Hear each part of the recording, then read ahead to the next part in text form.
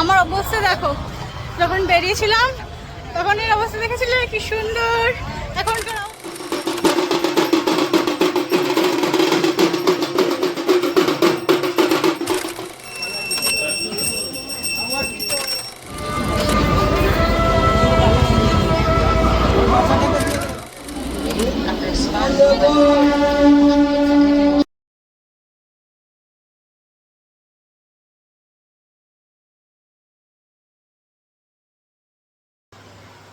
নমস্কার বন্ধুরা, তোমাদের সবাইকে আমার চ্যানেলে আরও একবার স্বাগত জানাচ্ছি। আমাদের শুরু করছি আরেকটা নতুন এক্সাইটিং ব্লগ। আজকে হচ্ছে মহানবমী।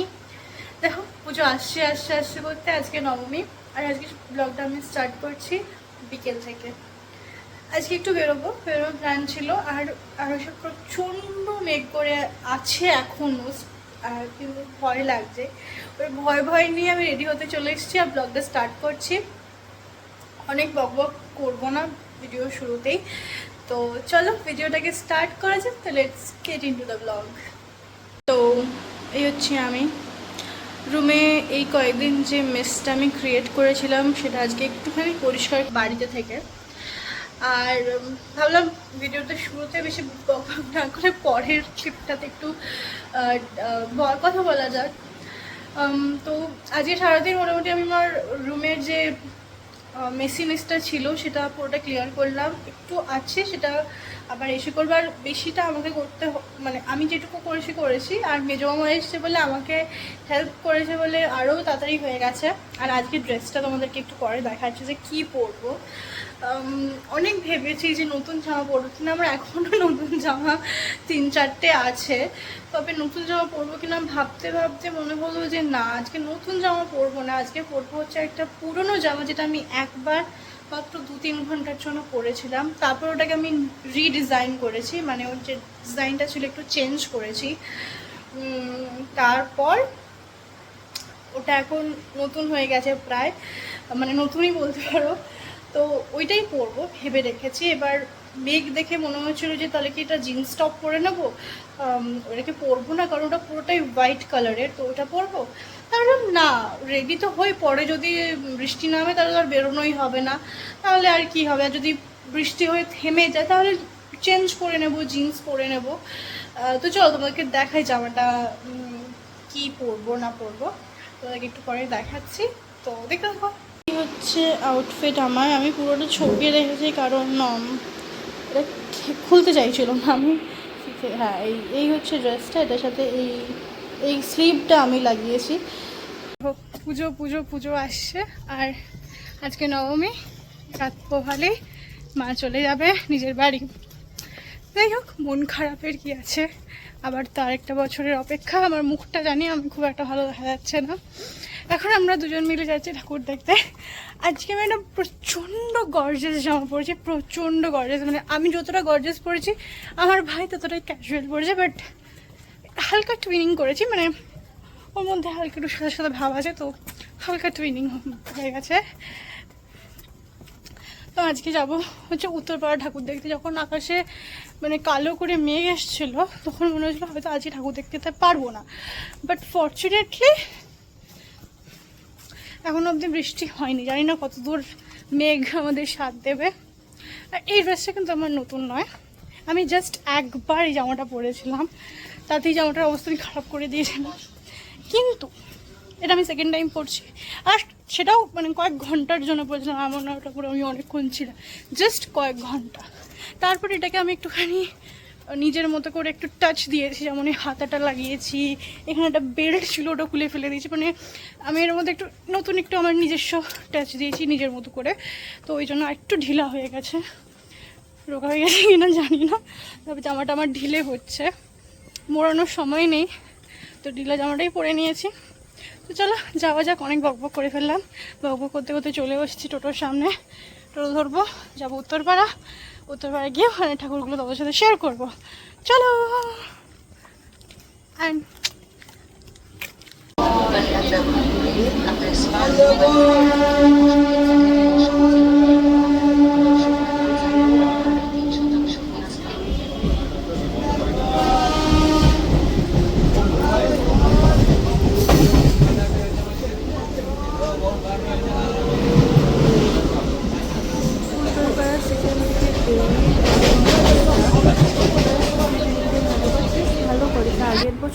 ভালো করেছিল। এই বছরেরটা মোটামুটি করেছে, তবে লাইটিংটা ভীষণ সুন্দর করেছে।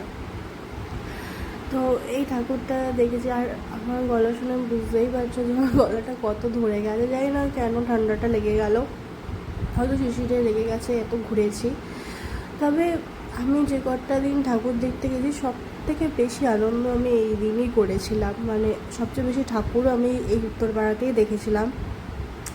শ্রীরামপুরের দিনও মজা এসেছিল, যেই দুদিন আমি কলকাতা গেছি সেই দুদিন আমার মোটে ভাল লাগেনি, মোটে না। মানে কি বলবো, ঠাকুর দেখে আমি ঠিক মজাটা পাইনি। আগের বছর যত আনন্দ হয়েছিল, যত মজা হয়েছিল, আসলে হয়তো ফার্স্ট টাইম ছিল বলে বেশি মজা হয়েছিল, বাট সত্যিই খুব মজা হয়েছিল, যেটা এবছর একদমই আমি পাইনি। তবে এই প্যান্ডেলটা বেশ ভালো ছিল, নারী শক্তি নিয়ে বলা হয়েছে, হুইচ ইজ গ্রেট। বেশ ভালো প্যান্ডেল, ছোটোখাটোর মধ্যে, জায়গাটাও তো প্রচণ্ড ছোট, তো ওই জন্য বেশ ছোটোখাটোর মধ্যে বেশ ভালো প্যান্ডেল ছিল। আর আমরা প্যান্ডেল, প্রত্যেকটা প্যান্ডেলে গিয়েই আমাদের ফেভারিট স্পট হচ্ছে ফ্যানের তলায় দাঁড়িয়ে যাওয়া।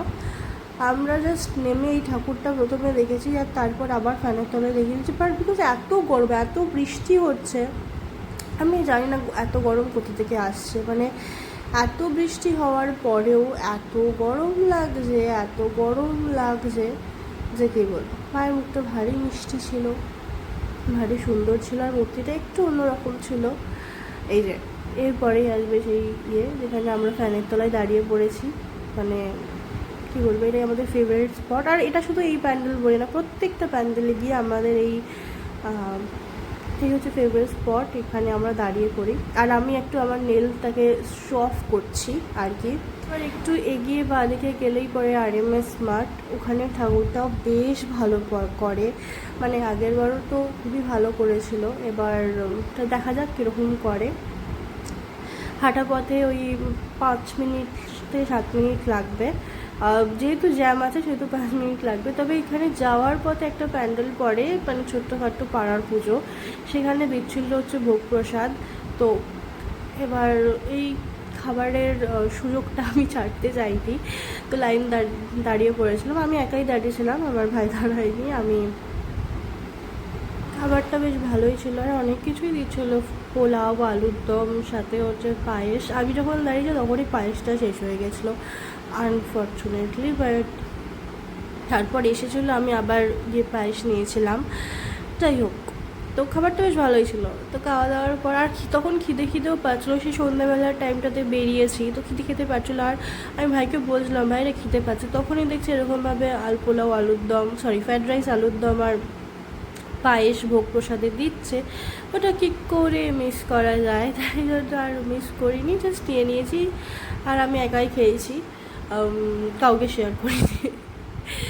এটাই হচ্ছে ওই পুজো মণ্ডপটা। মায়ের মুখটা এত মিষ্টি ছিল, আর এত সুন্দর লাগছিলো যে দাঁড়িয়ে একটুখানি ছবি তুলছিলাম।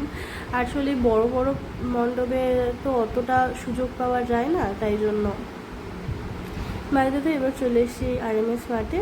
এখানে আগের বছর আমি গাঁদাগুচ্ছের ছবি তুলেছিলাম, এবছর আমি খুব ডিসঅ্যাপয়েন্টেড হয়েছি যে ওই লাইটগুলো দেয়নি, বা এমন কোনো লাইট দেয়নি যেখানে ভালো ছবি তোলা যায়। যাই হোক, চলো দেখা যাক প্যান্ডেলটা কেমন করে। আর এখানে তো মেলা বসেছিল, এখানে যাওয়ার লাইনটা খুব কম ছিল, কিন্তু বেরোনোর সময় খুব ঝামেলা হয়েছিল। আমি জানি না কেন ওই ফালতু লাইনটা করা হয়েছে, মানে ফালতু ভিড় আসলে। তবে এই লাইটটা ভীষণ সুন্দর ছিল, আর প্যান্ডেলটা দেখতে খুব সুন্দর লাগছিল, ভেতরটা আরও বেশি সুন্দর ছিল। আর মায়ের মুখটা এত অপূর্ব ছিল, মানে টানা চোখ, মানে দেখেই মনে হচ্ছিলো যে আমি অনেকগুলো মায়ের মুখের ছবি তুলেছিলাম, কারণ এত সুন্দর লাগছিল মায়ের মুখটা।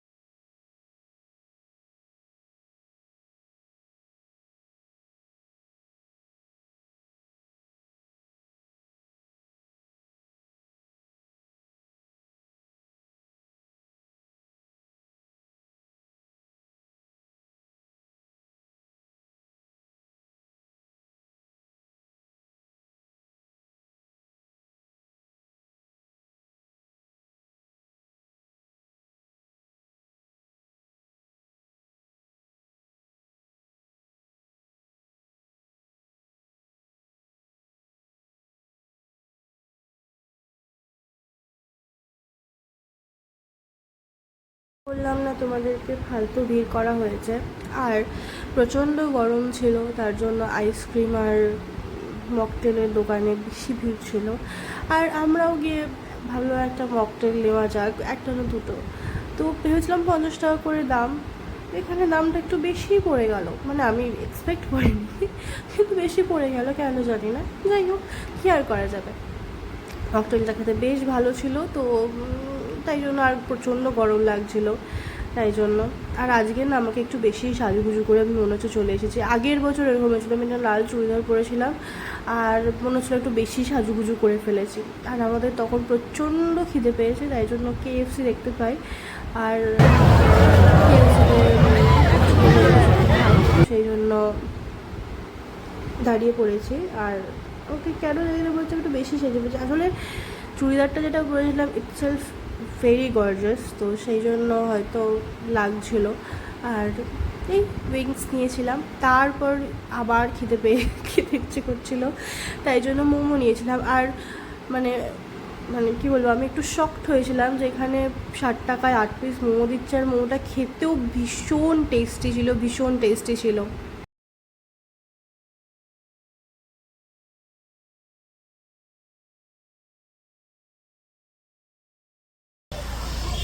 আমরা অনেক খেয়ে ফেলেছি, অনেক কিছু খেয়ে ফেলেছি।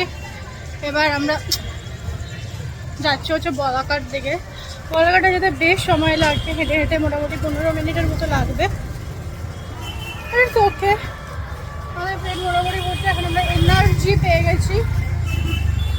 আমরা 8:30টার মধ্যে ওখানে পৌঁছে গেলে মোটামুটি 9টায় বেরোলে 9:30 ট্রেন ধরে 10টার মধ্যে বাড়ি। কাল যেরকম ঢুকেছিলাম দৌড়িয়েছি, অন্যটা বড় জ্বালাচ্ছে। তবে আমার একটা ভালো ছবি ওঠে নেই, আমার একটা ভালো ছবি তুলতে পারিনি আমি এখন, মানে ভালো ছবি তোলার স্পটই পাইনি, তুলবো কি করে।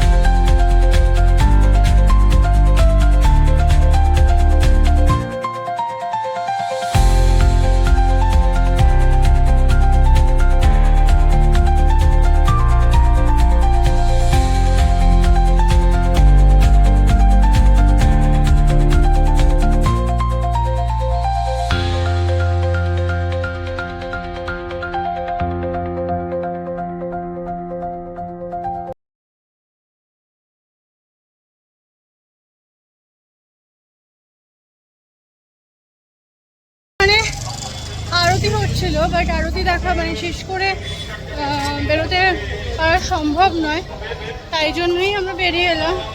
বাট ওখানে বিশাল একটা মানে কি বলবো, এটা কেমন একটা ছিল বল ভাই।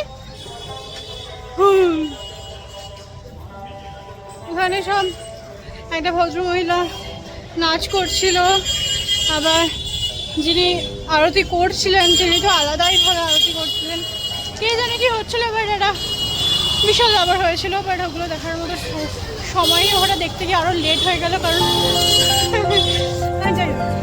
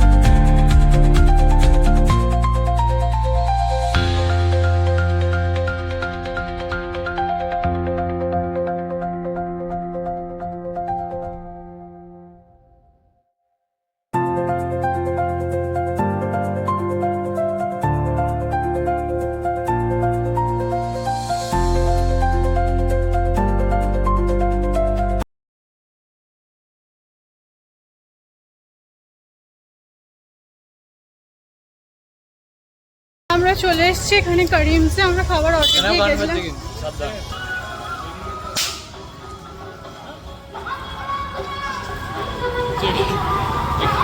তুই কথা বলতে পারবি না। চ খাবারটা নিয়ে যা, বিলটা এখানেই আছে দেখ। চলে যাচ্ছি, খাবারটা নিয়ে আয়। আমি বাইরে বসছি। ও বাবা, বসবো কি?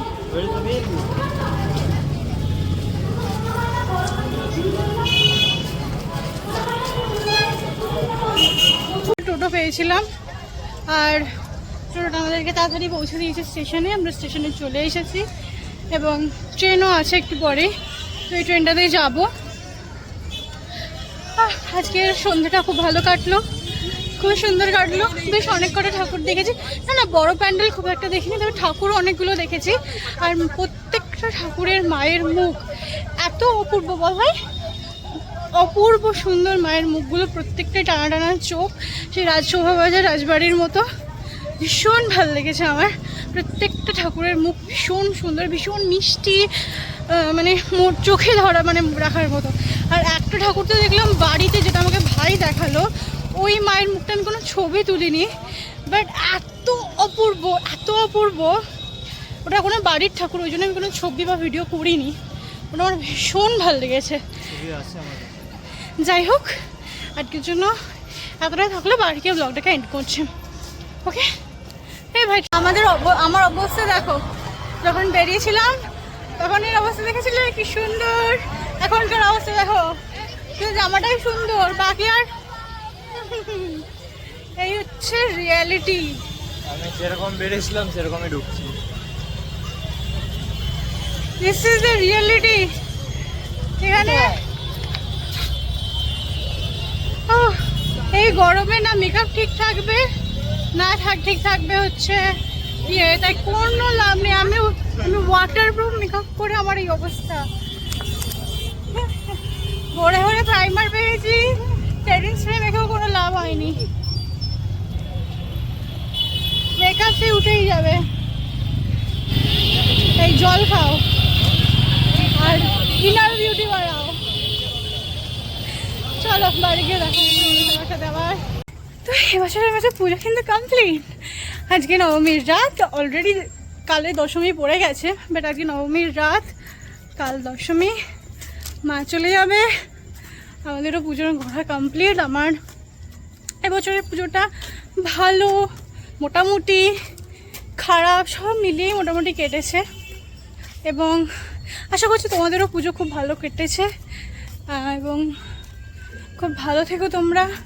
তোমাদের সবাইকে শুভ বিজয়ার অগ্রিম শুভেচ্ছা, এবং তোমরা বছরের বাকিটুকু খুব ভালো করে কাটাও, এবং আগামী বছরও খুব ভালো করে কাটাও, প্রত্যেক বছর পুজো খুব ভালো করে কাটাও, এটুকুই বলবো। আমরা বাড়ি ফিরে গেছি, মানে বাড়ি ফেরার রাস্তায় আর 2-1 মিনিট লাগবে।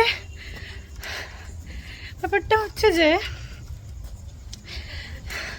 এবছর আমি পুজোয় প্রায় ব্লগ করেছি এবং আমি অনেক ভালোবাসাও পেয়েছি, তবে যেটা হচ্ছে সাবস্ক্রাইব করছে না। প্লিজ চ্যানেলটাকে সাবস্ক্রাইব করো, আশা করছি ডিসঅ্যাপয়েন্টেড হবে না তোমরা। চলো বাই বাই, বাড়ি গিয়ে ব্লগটাকে এন্ড। পুজো পুজো পুজো দেখতে দেখতে পুজো শেষই হয়ে গেল। আজকে দশমী। তোমাদের সবাইকে জানাই শুভ বিজয়ের প্রীতি শুভেচ্ছা, আন্তরিক ভালোবাসা ও অভিনন্দন। বড়দের আমার প্রণাম আর ছোটদের অনেক অনেক অনেক ভালোবাসা। আমি কালকে ভিডিওটা শেষ করতে পারিনি, এসে ভীষণ টায়ার্ড ছিলাম, তাই জন্য সকালবেলা উঠে ভিডিওটা শেষ করতে ভাবলাম যে শেষ করে দিই। আর আমার পুজোটা এবার ভালো মন্দ মিশিয়ে কেটেছে, না খুব ভালো কেটেছে, না যে খুব খারাপ কেটেছে একদম সে বলার মতো না, সেটাও নয়। বেশ ঠাকুর দেখেছি, তবে কলকাতার দিনগুলো একটু ডিসঅ্যাপয়েন্টমেন্টের ছিল, বাট তো ওকে, পরের বছর ওটাকে অ্যাডজাস্ট করা যাবে। আর দেখা যাক কী হয় না হয় পরে। আর তোমরা খুব ভালো করে বাকি বছরটা কাটাও, বাকি যে ফেস্টিভ্যালসগুলো আসছে, দিওয়ালি, কালী পুজো, ভাইফোঁটা, জগদ্ধাত্রী পুজো আসছে, সেগুলোকে খুব ভালো করে এনজয় করো। খুব আশা করছি তোমাদের দুর্গা পুজো খুব ভালো কেটেছে, খুবই ভালো কেটেছে। তোমরা খুব সুস্থ থাকবে, নিজেদেরকে সুস্থ রাখবে। আর আজকের ভিডিওটা এই পর্যন্তই রইলো। যদি ভিডিওটা ভালো লেগে থাকে তাহলে অবশ্যই লাইক করে দিও, চ্যানেলে নতুন হয়ে থাকলে প্লিজ প্লিজ প্লিজ চ্যানেলটাকে সাবস্ক্রাইব করে দিও। দেখা হচ্ছে খুব তাড়াতাড়ি অন্য কোনো ব্লগে। টাটা বন্ধুরা।